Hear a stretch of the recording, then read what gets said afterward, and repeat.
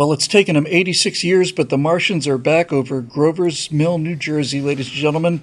Hi, everybody. I'm Bill Whittle here with Steve Green and Scott Ott, and it was 1938 when Orson Welles launched his War of the Worlds broadcast that convinced millions of people that Martians had landed on Earth and were storming through New Jersey, landed at Grover's Mill, and created a national panic. And now we've got unidentified flying objects over New Jersey for real. And a lot of people started to get significantly upset about this, and I think with good reason. Guys, let me just get this out of the way first. Part of what we're seeing with the drone story over New Jersey and now other parts of the East Coast, part of it is mass hysteria. And the reason I can say that with some confidence is I've seen a number of pieces of video showing the drones over New Jersey, and they are without question regular airplanes. I'm a professional pilot. The rules for the lighting markings on airplanes are clear. It's a green light on the right wing. It's a red light on the left wing, white light on the tail, white light on the top. And I've seen any number of videos of the so-called drones that are clearly airplanes.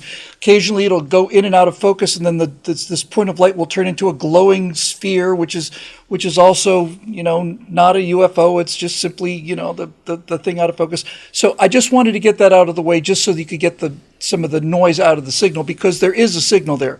There is definitely something going on, and the question, of course, that everybody's asking is who's behind this. There are theories that it's a foreign power, it's Chinese spies, they've been seen with drone swarms over Langley Air Force Base and Norfolk Naval Air Station. Just the fact that these things are happening with impunity lends some people to believe that these are not foreign national operators, because if they were, there would be some sort of action taken. But Steve, one of the problems with this is a number of people are saying we need to shoot these things down. The problem with shooting down stuff over populated areas is not only does the thing you're shooting at come down, but the thing you use to shoot it down with comes down someplace too, whether that's an air-to-air missile or a stream of bullets or whatever the case may be.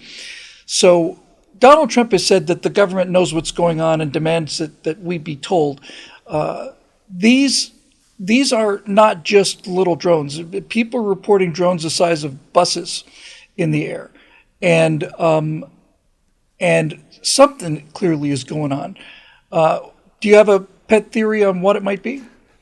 Well, first, I just like to disabuse you of this notion that you can't just shoot these things down, and that the bullets or the shotgun shells or missiles or whatever are going to come down somewhere. Because I learned from Hollywood that if, for example, you shoot through a car windshield, the windshield shatters, but then the bullet disappears. Oh, nothing else happens. That's good to know. I can't even tell you how many action movies I've seen this happen in. So we need to get a shot where the drone is in front of a car windshield, and that'll be okay after that.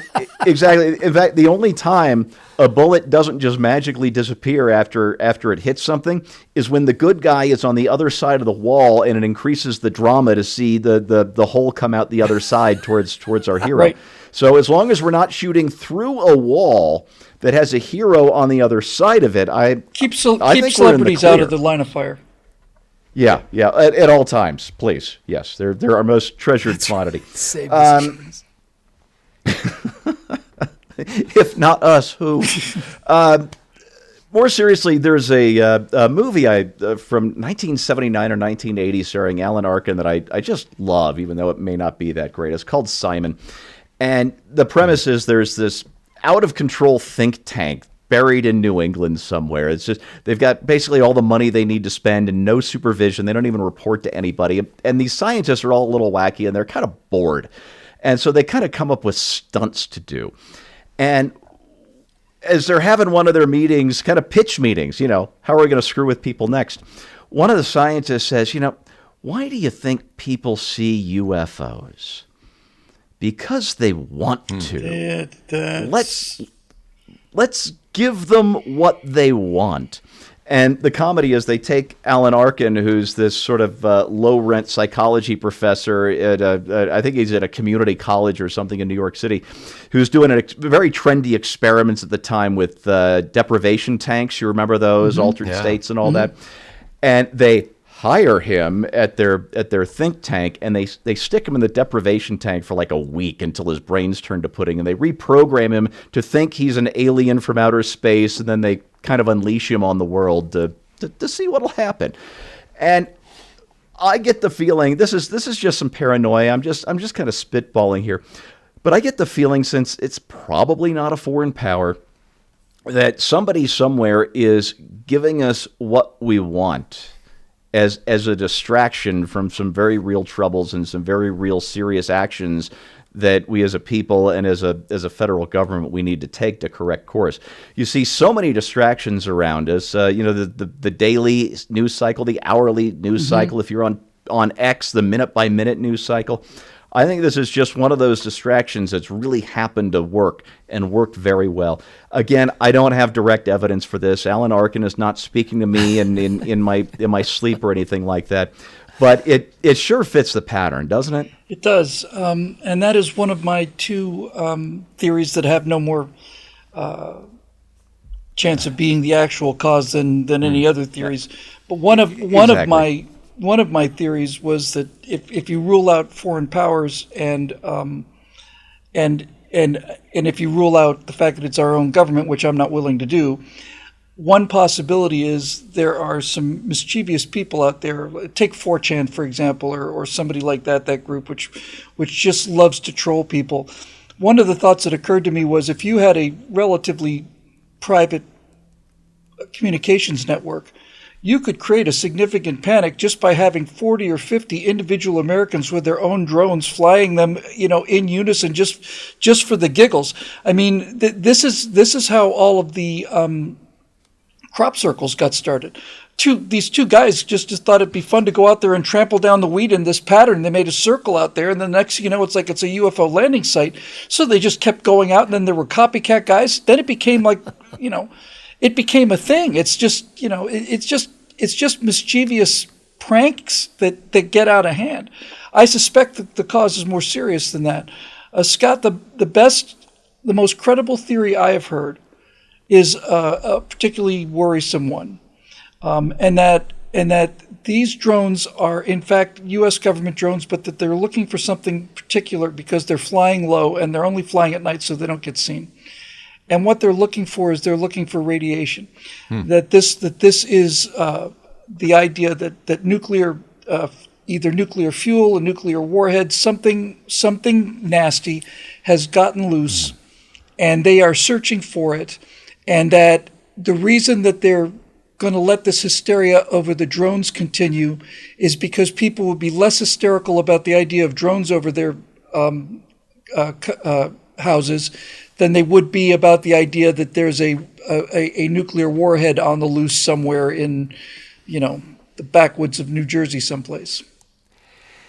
I've seen enough of the videos of people trying to explain to me what's going on. And now it's gotten to the point I mentioned before we started recording today. I was like, so many of these short videos now start off with somebody saying, let me explain to you what's going on with this drone situation. And then I look at the timeline of the video and I can see it's going to be a much longer video than I have the attention span to endure. And so that's why that most replayed little thing is useful, on YouTube videos. So I skip over a lot of those, but I think a couple of things are going on here. One, I find it funny that people are speculating, like, where are all these drones coming from? Well, the store. I mean, there are a lot of drones out there. The federal government alone has a database. You're supposed to, once you get above a certain weight of a drone, you have to register it with the FAA, or you're supposed to. And they've got more than 1 million drones of that higher weight levels already registered in an FAA database. The drone industry estimates float around $1.5 billion a year as far as the manufacturing of drones around the world. So a lot of drones are being made and purchased. There are also other kinds of aircraft. I happen to be a junkie for watching these videos about vertical landing and takeoff, devices that people are making, flying cars, personal helicopters and hovercraft, and all this. I find all that kind of stuff fascinating, and I'm excited to see that people are doing that kind of stuff. I did unintentionally, I did a little experiment on myself. Where I live, it's in the Dallas metro area, okay? I am in the major kind of approach track for two big airports. Plus, there are some small municipal type airports, little airfields near me. So there's a lot of air traffic in general over my house. I went out last night, and as I was going out to take the trash out or something, and I looked up in the sky, and all of a sudden realized, wow, there's like a dozen different objects right here, like I'm right above my head, basically. And I'm looking around, and all of a sudden I found that my mind was kind of playing tricks on me. I'm like, well, wait a minute. I know there are airplanes over here all the time, but why? Is that really an airplane right there? Is that? And I found the desire to see things. Yeah, there's like, even though I wasn't intentionally, I don't want to see anything like this, but once you've watched a couple of these fuzzy videos, then you're like, well, really, am I seeing that accurately? And so I think there's a little bit of that playing into it. I know that if I say anything other than it's some sort of foreign entity or government involved or alien involved thing, that immediately there are going to be people who are going to be commenting on the video going, oh, you naive little boy, how little you know. The other thing that occurs to me is how difficult it is to judge distance in the sky in general from the ground, but also at night. Oh, it's impossible at night. And so, I mean, I work in a retail business, and one of the products that we have are rugs. People can't judge the size of their living room to pick the right rug, the right size rug, but somehow they think they know exactly how high some drone thing is flying, and they can accurately identify that. I just am a little skeptical when it comes to people's ability to do this. The one video that I did see that made the most sense to me was a woman who claimed that she had been in the military and that she had some sort of security clearance and that she worked on things related to aeronautics and space.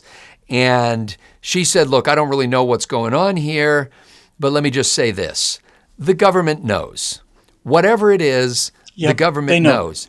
Because she said, anything in our airspace, the government knows what it is. If they didn't shoot it down, there's a reason they didn't shoot it down. Because it's ours. What's that? Yeah, because it's either ours or they know it's no threat. And so, basically she wasn't saying necessarily, hey, you shouldn't be worried about this, but she was saying, don't think that somehow some giant conspiracy is going on and the government is clueless about it or doesn't know what to do about it. They're not shy about shooting down things that pose a threat to us. And so anyway, I find it interesting how long the government has allowed this thing to drag out and how reluctant they are to say anything about it. I did see a brief interview with President Trump. I think he was doing a news conference or something, and he basically said, the government knows. And then they said, well, are you getting any briefings on this? And it sounded like he was being a little too forthcoming at first. And then they said, are you getting any briefings on this? And he said, I can't comment on that. Yeah. Oh, well, yeah. So, as I mentioned about a number of these people claiming to see drones or seeing actual airplanes, I want to be crystal clear on this. There is definitely something going on here that's not regular airplanes. For the sake of the argument, I mentioned that an airplane has a green light on the right side, a red light on the left side. If you ever see any vehicle in the air that has two green lights or two red lights, you're looking at a drone. There's not an airplane out there that is allowed to have two green lights on one side and two red on the other. That's how we determine whether the airplane is coming towards us or going away from us. We get that back from the era of sailing ships. So something's going on. Paradoxically enough, Natasha and I have seen one of these things back in April. We went to Sedona for Natasha's birthday. It's the day before mine, just to kind of warm up, for the celebration. And in the middle of Arizona, we were in a very small town. We were at an intersection. There was a fire truck with its lights on, And there was something in the sky up there, and I thought it was a low-hovering helicopter. We stopped and looked out the window, and there was something the size of a giant bed frame hovering over this little town square. And we hadn't the faintest idea what it was, but it was big. And it was definitely making noise. It wasn't an anti-gravity device. We didn't start floating out of our car or anything cool like that, unfortunately, because that would have been really badass. Yeah. And our watches didn't stop. But there was some big square object that was not anything like a drone I'd ever seen before. Couldn't get a good look at it. One of the things that I think is most reassuring, while this remains a mystery, it's not going to be a mystery forever. It might not be a mystery by the time we get the show on the air. But in any event, one of the things that I think is reassuring is people have pointed out that if it is in fact nefarious in intent, it's awfully considerate of the actors involved to light the drones at nighttime and to light them according to the FAA standards for drone lighting. which brings me back towards the organized kind of prank sort of thing. Yeah. When Scott mentioned the number of drones, did you say over 1 million large drones registered? In the FAA registry, they say they have about 1 million, which means these are of the larger sort. So you don't need more than 40 or 50 people out of those are just the large ones to kind of just get in on this bandwagon thing. I don't know. If you're one of those people that are absolutely convinced that it's Iran or it's our own government spying on us or so on, the most credible theory that I've heard is the one I mentioned, where it is in fact U.S. government drones that are looking for something, and they're not going to tell us what it is. But this, I think we need to close with this, which is the larger issue and the main reason why I wanted to cover the drone story. I don't buy this argument that we don't deserve to know and that we're not capable of knowing. I don't buy it. No. This is a republic of the people that make up this republic, and the government serves us. For the government to be keeping something from the American people, when I think all three of us agree that the government knows what's going on. And we've seen somebody testifying in Congress saying, so you're saying we don't know what these are? No, we don't know what they are. Sure you don't. I think this goes to the entire problem that we have today, and that is the problem of elitist government thinking they know what's better for the people than the people. If there's something out there that they think would cause public hysteria, then they need to tell us about it, because we're a nation of adults and we're a nation of citizens. We're not a nation of children. And if some people get hysterical, well, then that's the price they pay for being hysterical people. We citizens have a right to know what's going on in the airspace over our country, and to treat us like children and infants who are not capable of either understanding or coping with what's really going on is a violation of the entire idea of what the American experiment is all about. So get out those typewriters and start issuing some press releases and let us know what the hell is going on over our own country, and do it before we find out on our own, while you still have a shred of credibility left.